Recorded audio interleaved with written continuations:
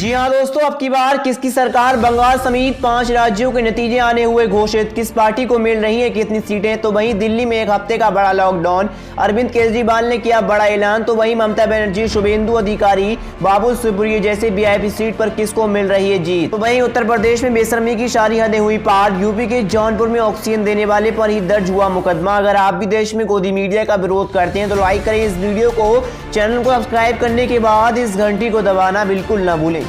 तो वहीं बढ़ते हैं पहली बड़ी खबर में। 5 राज्यों में हुए विधानसभा चुनाव के नतीजे आने घोषित हो चुके हैं। पश्चिम बंगाल, असम, पुडुचेरी, तमिलनाडु और केरल में कोरोना संकट काल के बीच विधानसभा चुनाव संपन्न हुए। अब हर किसी की नजर नतीजों पर टिकी है। खास बात यह कि इनमें से कोई भी राज्य हिंदी भाषी नहीं है। ऐसे में आज के दिन किसकी किस्मत जगेगी और कौन सत्ता पाता है, इस पर हर किसी की नजर टिकी है। दरअसल आपको बता दें, इन सभी राज्यों के कुल 822 विधानसभा सीटों पर हुए मतदान के बाद इसकी मतगणना रविवार 8 बजे से शुरू हो गई है। इस दौरान कोरोना के सभी नियमों का कड़ाई से पालन करने के सख्त आदेश भी दिए जा चुके हैं। दरअसल आपको बता दें, जानकारी के मुताबिक 5 राज्यों के कुल 2364 केंद्रों में काउंटिंग हुई है, जिसमें बंगाल में 1113, केरल में 633, असम में 331, तमिलनाडु में 256 और पुडुचेरी में 31 केंद्र बनाए गए।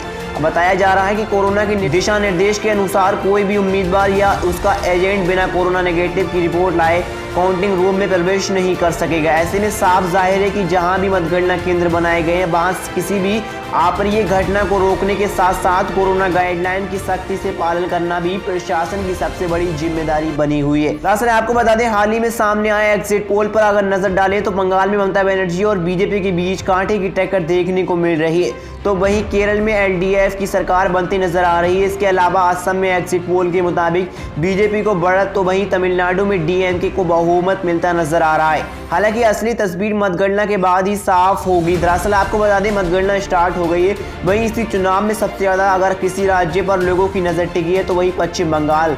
प्रचार से लेकर मतदान तक यहाँ पर ममता बनर्जी और बीजेपी के बीच कड़ा मुकाबला देखने को मिला। एग्जिट पोल के मुताबिक भी यहां टीएमसी और बीजेपी के बीच करीबी लड़ाई देखने को मिली। बता दें कि पश्चिम बंगाल विधानसभा चुनाव का कार्यकाल 30 मई 2021 को पूरा हो रहा है। ऐसे में 30 मई से पहले हाल ही में विधानसभा चुनाव और नई सरकार के गठन की प्रक्रिया पूरी होनी है। पश्चिम बंगाल में कुल 294 विधानसभा सीटें हैं। पिछले 10 साल से ममता बनर्जी यहाँ मुख्यमंत्री है। हालांकि इस बार बीजेपी ने यहाँ बहुत जोर लगाया है। ऐसे में ये देखना दिलचस्प होगा क्या ममता बनर्जी किला बचा पाती हैं या नहीं। तो वहीं बढ़ते हैं दूसरी बड़ी खबर में। ममता बनर्जी, शुभेंदु अधिकारी, बाबुल सुप्रियो जैसे वीआईपी नेताओं को जीत मिले या हार?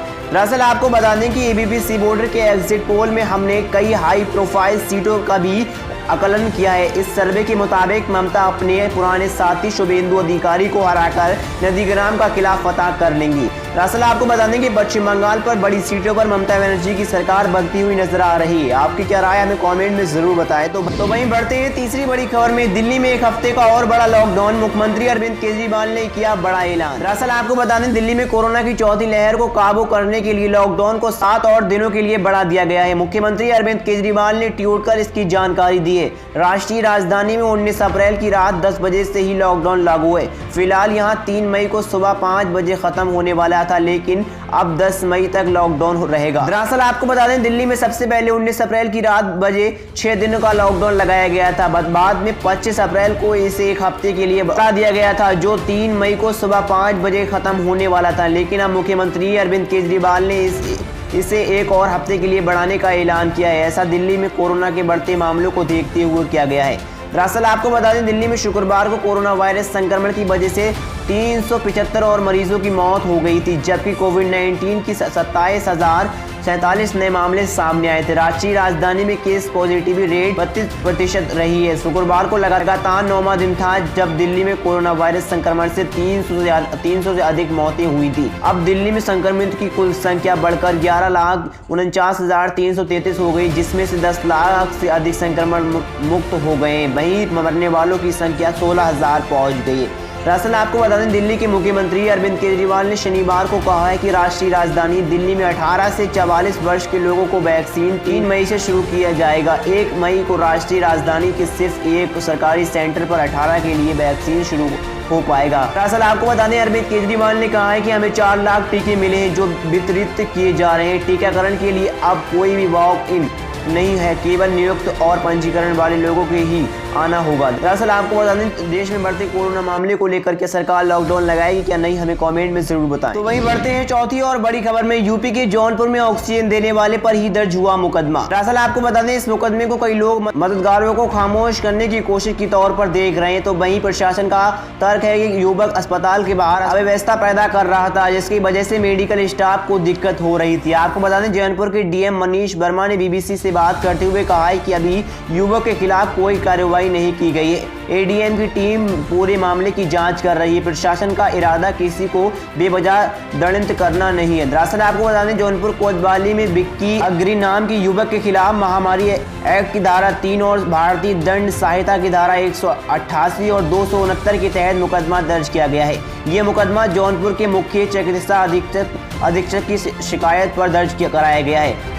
तीसरी बड़ी खबर में, यूपी में बेड और ऑक्सीजन की कमी नहीं, अपनी ही सरकार के दावों की पोल खोल रहे हैं बीजेपी विधायक और सांसद। दरअसल आपको बता दें कि उत्तर प्रदेश सरकार के दावा कर रही है कि यूपी में ऑक्सीजन और बेड की कमी नहीं है। लखीमपुर खीरी के गोला के बीजेपी विधायक अरविंद गिरी, कानून मंत्री ब्रजेश पाठक, मोहनलालगंज के बीजेपी सांसद कौशल किशोर सरकार के दावों की पोल खोल रहे हैं। दरअसल आपको बता दें कि उत्तर प्रदेश में कोरोना वायरस से अभूतपूर्व उछाल देखने को मिला है। बढ़ते कोरोना मामले को चलते यूपी में देश सबसे खराब राज्य में शुमार हो गया है। सुस्ताएं सेवाओं की खबरें लगातार सामने आ रही हैं। सत्तारूढ़ बीजेपी के निर्वाचित प्रतिनिधि भी स्थानीय प्रशासन और स्वास्थ्य सेवा प्रणाली की विफलों को लगातार सवाल उठा रहे हैं। वहीं आपको बता दें कि बीजेपी विधायक और सांसद लगातार सीएम और प्रशासन को पत्र लिखकर अपनी नाराजगी जाहिर कर रहे हैं।